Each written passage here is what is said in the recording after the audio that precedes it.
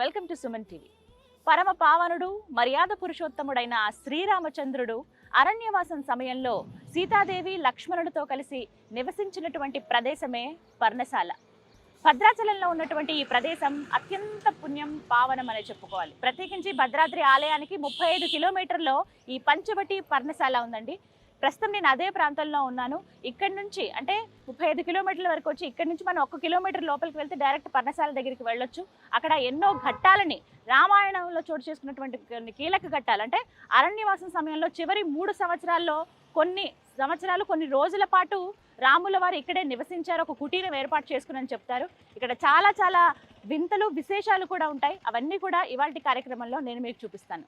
పదండి, ఇంకా ఆలస్యం ఎందుకు, వెళ్దాం. పర్ణశాలకు మనం వెళ్తూ ఉంటే ముందుగా ఎడం పక్కగా ఒక దారి మనకు కనబడుతుందండి. సీతమ్మ చీరకు దారి అని ఉంటుంది. సీతమ్మ వారు ఆరేసుకున్నటువంటి నార చీరల గురుతులు ఇక్కడ కొన్ని గుట్టల పైన మనకు కనిపిస్తాయి.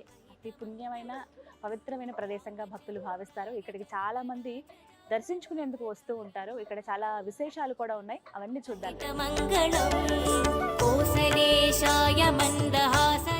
ఇలా మనం లోపలికి నడుచుకుంటూ వస్తుంటే బ్రిడ్జ్ లాగా ఉంటుందండి. తడికిలాగా ఇక్కడ వేశారు కర్రలతోటి అటు వెళ్ళటానికి. ఇక్కడ ఏంటంటే ఒక బ్రిడ్జ్ లాగా, ఇదంతా కూడా గోదావరి నది ఒక పాయ చీలి ఇటువైపుగా వచ్చిందనమాట. ఈ ప్రవాహం లక్ష్మణ గుట్టలు ఉంటాయి ఈ దగ్గరలో, అక్కడి నుంచి ఇలా ఇటువైపుగా వస్తాయి అన్నమాట. ఈ ప్రాంతానికి సంబంధించినటువంటి పురాణ గాథ ఏమిటి అని అంటే, ప్రత్యేకంగా అంటే ఇక్కడికి దగ్గరేనండి పర్ణశాల, 1 కిలోమీటర్ ఉంటుంది. అక్కడ ఒక కుటీరం ఏర్పాటు చేసుకుని రాముల వారు, సీతమ్మ వారు, అలాగే లక్ష్మణుల వారు, వారికి ఒక కుటీరం ఇలా ఏర్పాటు చేసుకుని ఇక్కడే ఉండేవారు అనమాట. అయితే ఇందులో భాగంగా అక్కడే అంటే ఒక పవిత్ర గోదావరి నది అటువైపుగానే ఉంటుంది. అక్కడికే వెళ్ళి నిత్యం స్నానాదులు ఆచరించడం ఇవన్నీ జరిగేవి. అయితే ప్రత్యేకంగా ఆడవారికి తెలుసు కదా, మహిళలు అంటూ ఉన్నటువంటి ఆ 5 రోజులు ఏవైతే ఉన్నాయో అప్పుడు సీతమ్మ వారు అనుకుంటున్నట్టు అది పవిత్రమైన గోదావరి నది, అందులో నేను దిగి అపవిత్రం చేయకూడదు, కాబట్టి నాకు ప్రత్యేకంగా వేరే స్థలం దగ్గర ఇలా స్నానం ఆచరిస్తే బాగుంటుంది కదా అని చెప్పి రాముల వారికి చెప్పి ఒక ప్రదేశం దగ్గరికి నడుచుకుంటూ వస్తారట. అలా వచ్చిన ప్రదేశం ఇదంతా. పర్ణశాలకి దగ్గర ఒక 1/2 కిలోమీటర్ ఉంటుందండి. ఇదంతా కూడా ఇప్పుడంటే ఇలా ఉంది, కానీ ఒకప్పుడు ఇదంతా కూడా దారుణమైన దట్టమైన అటవీ ప్రాంతం.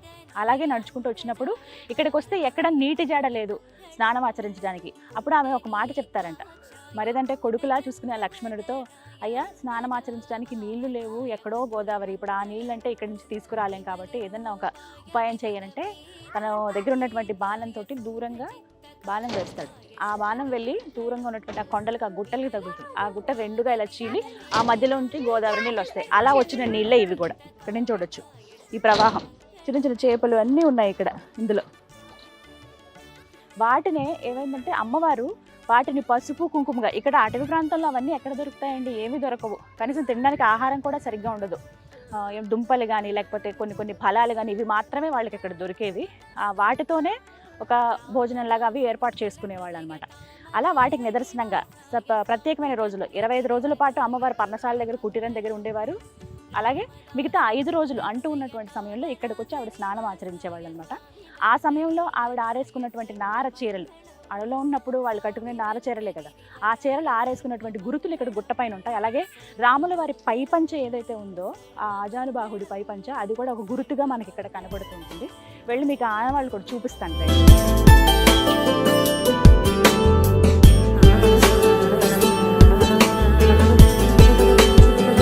ఇదిగో ఇక్కడ చూస్తున్నారు కదా, ఇదే అమ్మవారు ఆరేసుకున్నటువంటి నార చీర. మొత్తంగా ఈ చీర అక్కడి నుంచి ఆ కొండ, ఆ గుట్ట చివరి వరకు చూస్తే అక్షరాల 20 గజాల చీర అండి. మామూలుగా ఇప్పుడు మహిళలు కట్టుకునే చీర ఏంటంటే 6 గజాలు మాత్రమే ఉంటుంది సాధారణంగా చీరలు అనేవి, కానీ అమ్మవారివి 20 గజాలంట. ఆవిడ కట్టు తీరే చాలా ప్రత్యేకంగా ఉంటుంది కదా, ఇలా కుర్చీలు వచ్చి ఇలా మధ్యలోంచి ఇలా వేసి, కొంగు కూడా చాలా పెద్దగా, అంటే అప్పటి కట్టు తీరు అలాగే ఉండేది, అలాగే కట్టుకునేవాళ్ళు కూడా. అందుకు 20 గజాల చీర ఉండేది అమ్మవారికి. దానికి గుర్తుగా ఇదనమాట, ఇక్కడి నుంచి ఆ చివరి వరకు చూడొచ్చు. ఇంకొకటి ఏంటంటే రంగురంగులు, ఆ అచ్చు ఎలా పడిందో చూడండి. మొత్తం ఇదంతా కూడా కలర్స్. ఒకవేళ కొండ అయితే కనుక అన్ని కొండలు అలాగే ఉండాలి, ఒకే రంగులో ఉండాలి. కానీ ఎక్కడైతే ఆవిడ ఆరేసుకున్నారో అక్కడ మాత్రమే కలర్స్ మారింది. చూసారా, 5 రంగులతో ఉంటుంది, పంచవర్ణం 5 రంగులుగా ఉన్నటువంటి చీర అనమాట ఆవిడది. అది ఆ అచ్చు అంటే దగ్గర అరణ్యవాసం సమయంలో, ప్రత్యేకించి అంటే వనవాసం సమయంలో ప్రత్యేకంగా ఒక 3 సంవత్సరాల పాటు ఇక్కడే ఉన్నారు వాళ్ళు. ఆ 3 సంవత్సరాలు ఆరేసుకున్న చీర గురుతు అలా పడింది. ఏదన్నా ఒక వస్తువుది అదే మాదిరిగా ప్రతినిత్యం మనం ఉంచుతూ ఉంటే కొన్నేళ్ల పాటు అచ్చు అలా పడుతుంది కదా, అదే విధంగా అది ఇన్ని సంవత్సరాల తర్వాత కూడా మనం చూడగలుగుతున్నాం అంటే నిజంగా అది మన అదృష్టం. ఇదంతా కూడా అమ్మవారి చీర గురుతు అనమాట అక్కడి దాకా. ఇది ఇక్కడ ఇంకొక విశేషం కూడా చూపిస్తాను రండి. ఇదేంటో తెలుసా? వాముగుంట. సీతమ్మ వారు రాముల వారు ఇక్కడ కూర్చున్నప్పుడు కాలక్షేపానికి ఇక్కడ ఈ వాముగుంటలో ఆడుకునేవాళ్ళంట. ఇక్కడ మొత్తం 10 గుంటల్లాగా ఉండేవి. కాలక్రమేణా అవన్నీ అలా మూసుకుపోయి ఒక 3 గుంటలు మాత్రమే మనకు దర్శనమిస్తున్నాయి. అమ్మవారు అయ్యవారు కాలక్షేపానికి సరదాగా ఆడుకునేవాళ్ళు. మామూలుగా చింతపిక్కల ఆటలు ఇలా ఉంటాయి కదా, ఇవి వాముగుంట అనమాట. వాళ్ళిద్దరూ కూర్చుని ఆడుకునేటువంటి స్థలం ఇది. ఇక్కడే దాదాపుగా ఎక్కువసేపు ఇక్కడే గడిపారు అని చెప్పడానికి ఇవన్నీ కూడా ఆనవాళ్ళు అనమాట. అందుకే ఇక్కడ కొంచెం పూజ చేయటం, పసుపు కుంకుమ వేయటం, భక్తులందరూ రావడం, దక్షిణ వేయటం, ఈ పూలమాలతో అలంకరించడం ఒక గుర్తుగా ఇక్కడ ఉంచారనమాట. ఇలా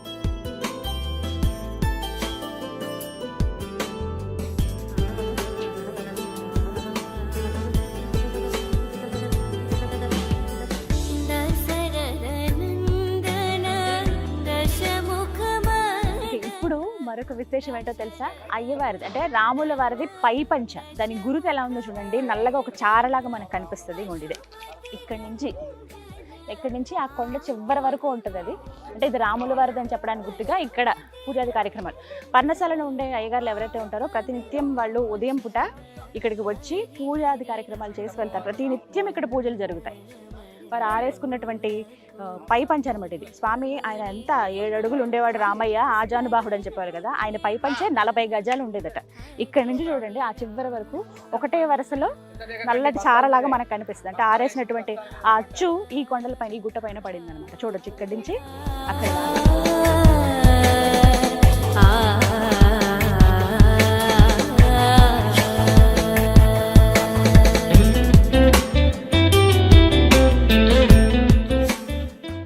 చక్కగా గైడ్స్ కూడా ఉంటారండి. ప్రత్యేకించి ఏంటి అంటే వచ్చే భక్తులందరికీ కూడా తెలియకపోవచ్చు, వాళ్ళు అంటే గుర్తుపట్టలేకపోవచ్చు. అందుకనే ఎక్కడ అమ్మవారి చీర ఉంది, అయ్యవారి పైపంచ కానీ, ఈ రాతి పళ్ళెం కానీ, వాముగుంటలు కానీ, వీటి గురించి ఎక్స్ప్లెయిన్ చేయడానికి గైడ్స్ కూడా ఉన్నారు. వారు ఇప్పుడు కొంతమంది టూరిస్టులకి ఎవరైతే భక్తులు వచ్చారో వాళ్ళకి చెప్తూ ఉన్నారు. వినండి వారి మాటల్లోనే. పర్ణశాల పంచవటి 14 సంవత్సరాలు అరణ్యవాసం చేసిన ప్రదేశం. లాస్ట్ 3 ఇయర్స్ ఇక్కడ స్వామివారు నివసించారనమాట. మీరు ఇప్పుడు పర్ణశాల దర్శనం చేసుకున్నారమ్మా. ఈ ప్రదేశంలో అమ్మవారు ఇక్కడికి ఎందుకు వచ్చారనేది వివరించి చెప్తాను వినండి. నెలలో 25 రోజులు సీతమ్మ వారు పర్ణశాల కుటీరంలో ఉన్నప్పుడు 5 రోజులు ఈ ప్రదేశానికి వచ్చారనమాట. అంటే లేడీస్ ప్రాబ్లం ఉన్నప్పుడు, ఇంట్లో మన ఆడవాళ్ళు ఎలా ఉంటారో ఆ ప్రాబ్లం ఉన్నప్పుడు అక్కడ గోదావరి నదిలో స్నానం చేస్తే ఋషులు మునీశ్వరులు తపస్సు చేసుకునే, జపాలు చేసుకునే టైం కాబట్టి ఆ ప్రదేశంలో స్నానం చేయకూడదని చెప్పేసి ఈ ప్రదేశానికి రావడం జరుగుతుంది అమ్మవారు. కానీ ఈ ప్రదేశానికి వచ్చినప్పుడు ఈ బండ తప్పించి నీళ్లు కూడా లేవు. ఇక్కడ స్నానం చేయడానికి అనువుగా ఉందని చెప్పేసి స్వామివారిని కోరగా లక్ష్మణ స్వామివారు 9 కిలోమీటర్ దూరంలో ఉన్న గుట్టకి బాణం వేస్తే ఆ గుట్ట మీద ఉన్న రాయి 2గా చీలుకొని జల పుట్టుకొస్తుంది అనమాట. ఈ వాగే సీతమ్మవారి వాగు. అమ్మవారు స్నానం చేశారు కాబట్టి ఈ వాగుని సీతమ్మవారి వాగు అంటారు. ఈ వాగులో స్నానం చేసిన గుర్తులు ఉంటాయమ్మా, అమ్మవారి చీరలు ఆరేసుకున్న గుర్తులు. అక్కడ ఆ చివర 5 రంగులలో 25 గజాలుగా ఆరవేసిన అచ్చులు ఉంటాయి సీతమ్మవారి నార చీరలు. ఇకపోతే మీకు కనబడుతున్న ఇక్కడ పసుపు వేసిన రాళ్ళను చూసారా, అది వామన గుంటలు. అంటే సీతమ్మ వారు రాముల వారు ఈ 5 రోజులు కాలక్షేపంగా ఆడుకున్న వామన గుంటలు అంటారు. వాటిని వెళ్ళేటప్పుడు నమస్కారం చేసుకోండి. మీకు ఇప్పుడు కనబడుతుందా ఈ బ్లాక్ సారా, ఇది స్వామివారి ఉత్తీర్ణం అంటారు. అంటే నడుముకు కట్టుకొని మెల్లో వేసుకున్న కండువ, రాముల వారి కండువ. ఇదంతా కూడా ఆ శివరి నుంచి ఈ శివరి వరకు 40 అడుగుల దూరంలో ఉంటుంది. మీకు ఎదురుగా చూడండి అమ్మా, అక్కడ రాతి సింహాసనం కనబడుతుంది నామాలతో, పసుపు కుంకాలేసి 9 అడుగుల కుర్చీ.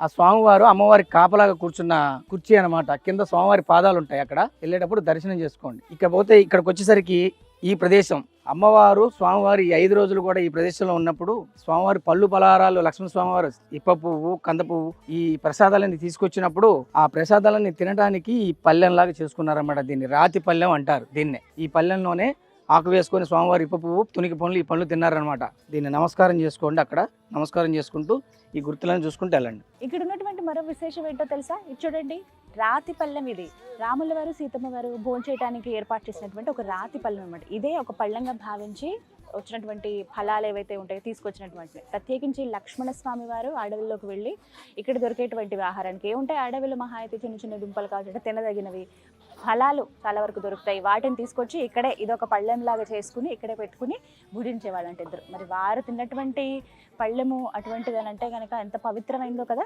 అందుకే అందరూ నమస్కారం చేసుకుని వెళ్తున్నారు. అది గుర్తుగా ఇక్కడ ఏంటంటే ప్రతిరోజు పూజలు అనేవి చేస్తారనమాట. ఒక మాలలాగా వేశారు, పసుపు కుంకుమ అవి జల్లారు. ఇక్కడ ఇంకొక విశేషం ఏంటంటే పసుపు కుంకుమ రాళ్ళని ఇక్కడ ఇస్తారండి, తెచ్చుకోండి, చాలా మంచిది. ఆ సీతమ్మ వారే తన 5వ తనం 10 కాలాల పాటు ఉండాలంటూ అనుకుని చక్కగా ఈ వీటితోనే రంగరించుకునేదంట ఆవిడ. అడవిలో పసుపు కానీ కుంకుమ కానీ ఎక్కడ దొరుకుతాయి, అవన్నీ ఇక్కడ దొరకవు కదా.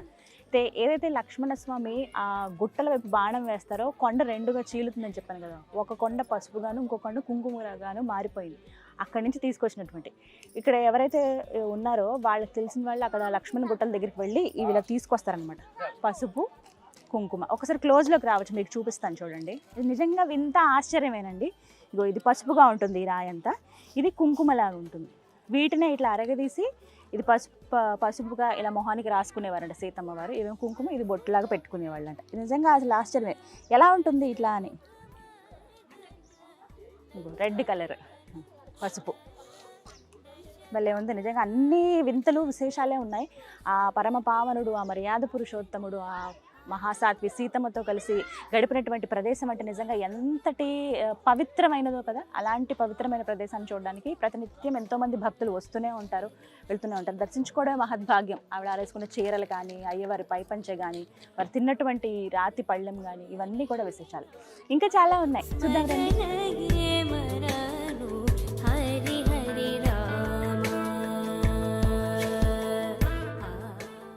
అసలు రామ రావణ యుద్ధం జరగడానికి బీజం పడినటువంటి ఘట్టం ఏదైతే జరిగిందో ఆ ప్రదేశానికి ఇప్పుడు నేను మిమ్మల్ని తీసుకువెళ్ళబోతున్నాను. అక్కడికి మనం వెళ్ళాలంటే ఈ చిన్ని వాగిలా దాటుకుంటూ వెళ్ళాల్సిందే. పదండి. ఇక ఆ ప్రదేశానికి వచ్చేసాం. అందరికీ తెలిసిందే ఆ కీలకమైన ఘట్టం ఏది అనేది. లక్ష్మణుడు శూర్పణఖ చెవి ముక్కు కోసినటువంటి ప్రదేశం ఇదేనండి. ఇక్కడ కనపడుతున్న ఈ రాళ్ళు ఉన్నాయి చూసారా, ఇవన్నీ ఏంటంటే ఇటు రండి చెప్తాను. వచ్చిన భక్తులందరూ కూడా ఇందులో ఒక 3 రాళ్ళని తీసుకుంటారు.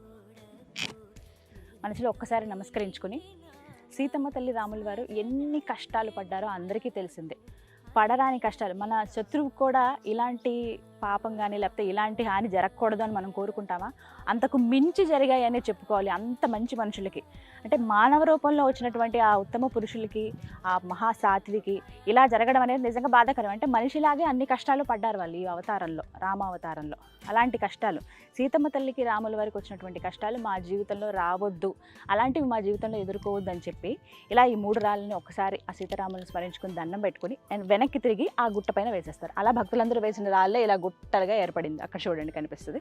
నేను కూడా ఒకసారి నమస్కరించుకొని అలాగే చేస్తాను. కానీ ఇక్కడికి వస్తే నిజంగానండి ఎంతటి పుణ్యం చేసుకున్నామో అనిపిస్తుంది. మనం అవన్నీ కేవలం రామాయణం గురించి, మహాభారతం గురించి ఇలా వినడమే తప్ప మనకు ఆ ఆనవాళ్ళు కానీ ఇవన్నీ వెళ్ళి మనం డైరెక్ట్గా స్పృశించి ఆ ప్రాంతంలో అడుగుపెట్టి చూడడం అనేది చాలా అరుదుగా అవకాశాలు వస్తూ ఉంటాయి.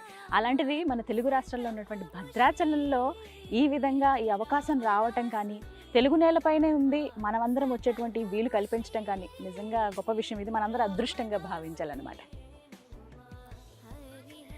ఇవే కాదు, ఇంకా చాలా విశేషాలు ఉన్నాయి, చూపిస్తాను కదండి. ఈ సీతమ్మ చీరకు దారి ప్రాంతంలో ఖచ్చితంగా అందరూ వీక్షించవలసినది, తరించేది ఒక ప్రాంతం ఉంది. అక్కడికి ఇప్పుడు మనం వెళ్తున్నాం. ఈ తడికల ద్వారానే అక్కడికి చేరుకోవాల్సి ఉంటుంది. రండి వెళ్దాం. రామచంద్ర శ్రీరామ శ్రీరామ శ్రీరామ శ్రీరామ జయ రామ జయ జయ రామ. చిన్న చిన్న చేపలు మొత్తం అన్ని భలే ఉన్నాయి ఇక్కడ. చిన్న చిన్న ఫిషెస్ హాయిగా తిరుగుతున్నాయి అవి. ఇదే ప్రాంతంలో అమ్మవారు ప్రత్యేకంగా పూజలు అవి చేసుకునేవాళ్ళు. కొంతసేపు ఆవిడ సమయం గడిపి ఇక్కడ కూర్చునేవాళ్ళు అనమాట. ఆవిడ అక్కడ కూర్చున్నప్పుడు, ఆమె ప్రత్యేకంగా ఉన్నప్పుడు, స్నానం ఆమె ఆచరించేటప్పుడు, అటవీ ప్రాంతం కదా, అయ్యవారు అంటే వారి భర్త కాబట్టి ఆయన కాపలాగా కూర్చునేవారట. రాజు ఎక్కడున్న రాజేగా, అది రాజకోటలో ఉన్న, అంటే ఒక కోటలో ఉన్న రాజే, అడవిలో ఉన్న కూడా రాజే కదా. ఆయనకు ఒక రాతి సింహాసనం లాగా ఏర్పడింది. ఇదే ఆ రాతి సింహాసనం. ఇక్కడే అయ్యవారు కూర్చునేవాళ్ళు. ఆయన పాదాల గుర్తులు ఇక్కడ మనం చూడొచ్చండి. ఇవే స్వామివారి పాదాలు. రామచంద్ర జయ శ్రీరామ్. ఎంత పెద్ద పాదాలో స్వామి అయితే, 7 అడుగులు కదా ఆయన. ఆజానుబాహుడు. ఇంతింత ఉంది ఒక్కొక్క పాదం. రామచంద్ర ఇక్కడ ఒక సింహాసనం లాగా ఉంది, రాతి సింహాసనం, ఆయన కూర్చున్నటువంటిది అనమాట. భక్తులందరూ కూడా వచ్చి ఇక్కడ ఉదయం సాయంత్రం కూడా పర్ణశాలకు సంబంధించిన వ్యక్తులు ఎవరైతే ఉంటారో పూజారులు వాళ్ళు వచ్చి పూజలు చేస్తారు. భక్తులు ఎవరు వచ్చినా కూడా ఇక్కడ ఇలా పసుపు కుంకుమ వేసి దండం పెట్టుకుని వెళ్తారనమాట. రామచంద్ర ఇలా ఈ మార్గం ద్వారా అటు బయటకు వెళ్ళిపోవచ్చు. గో సీతమ్మ తల్లి కూర్చున్నటువంటి ప్రదేశం అనమాట ఇది. ఈ చిన్ని గుట్ట పైన అమ్మవారు కూర్చునే వాళ్ళు, అక్కడ రాతి సింహాసనం మీద రాముల వారు కూర్చునేవాళ్ళు అనమాట. సీతమ్మ ఎంత చక్కగా అంత సుకుమారంగా ఉంటుందో తెలుసా ఆవిడ. భర్తతో పాటు నేను ఆయన వెంటే అంటూ వచ్చేసింది, అడవుల పాలైపోయింది. అయినా సంతోషంగా జీవించింది. కానీ ఆమె కష్టాలు ఎవరికి రావద్దనే కదా కోరుకుంటాం. ఆ మహాసాధువుని చూసి మనం ఎన్నో నేర్చుకోవాలి. చక్కగా ఉంది చూడు.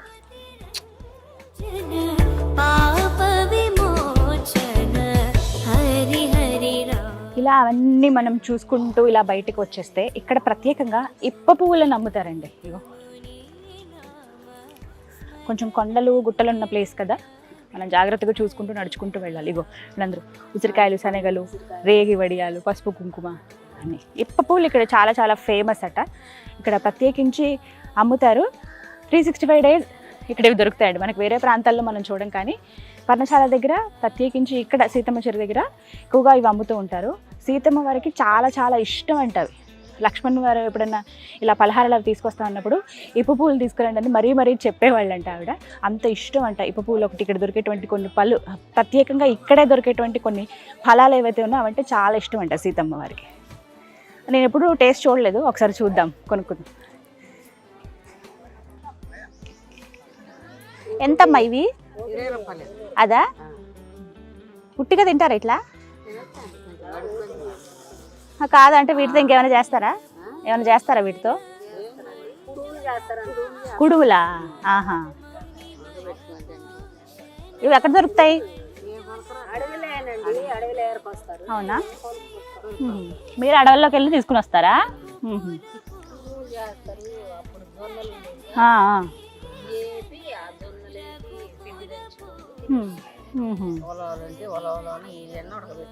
అంటే ఏంటి బలం వస్తుందా తింటే? తింటారా? ఇంకా అప్పట్లో ఇవే కదా ఆహారం. బాగున్నాయి చాలా. చూసారుగా మొత్తం మీద సీతమ్మ చీరకు దారి ప్రాంతంలో ఏవేవి మీరు చూడదగ్గ ప్రదేశాలు అవన్నీ ఈ వీడియోలో నేను మీకు చూపించాను. మీరు కనుక పర్ణశాలకు వస్తూ ఉంటే, అంటే భద్రాద్రి రాముడిని దర్శించుకోవడానికి వచ్చినప్పుడు ఖచ్చితంగా పర్ణశాలకు రండి. పర్ణశాలకు వెళ్లే మార్గంలోనే ముందుగా మనకు కనిపించేదే ఈ సీతమ్మ చీరకు దారి. ఇక్కడికి వచ్చి ఈ అద్భుతాలను, ఈ విశేషాలను కూడా మీరు అందరూ వీక్షించండి. ఇది వాళ్ళ వీడియో. నమస్కారం.